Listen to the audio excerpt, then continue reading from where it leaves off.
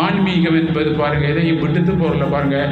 ஆன்ம சக்தி குறைஞ்சதுனால தான் இன்றைக்கு நாங்கள் பிரச்சனை எல்லாத்தையும் விட்டுட்டு போகிறோம். வாழை முடியாமல் தத்தளிக்கிற முடியும்னா இந்த மெஷினுக்கு சக்தி காணா. அதனால தான் இந்த வண்டியும் வாழ முடியாது, இந்த வண்டி கொழுவன பெட்டியையும் வாழ முடியாது, ஒருவரையும் வாழ முடியாதுன்னா சக்தி குறைபாடு தான் துன்பத்துக்கு காரணம்.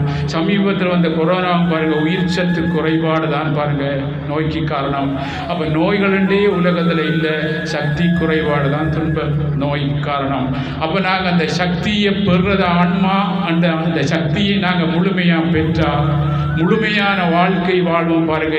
எதை எப்படி கொண்டு வாழ்கிற அறிவு வரும், எதையும் விடமாட்டோம். அதுக்கேற்ற மாதிரி நான் ஹேண்டில் பண்ணி வாழக்கூடிய ஞானம் எங்களுக்கு வரதான் ஆன்மீகம் என்ற இதுவரை பாருங்க.